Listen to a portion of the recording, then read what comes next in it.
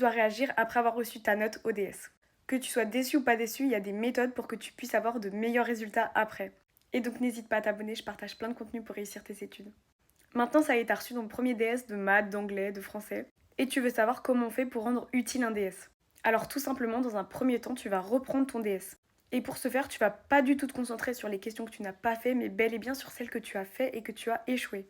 Parce que le plus important, c'est pas d'en faire plus, c'est d'en faire mieux. Et en fait, il faut que tu essayes de comprendre c'est quoi ton problème sur les DS. Si par exemple c'est la rigueur, si c'est le cours, ça peut être aussi le temps.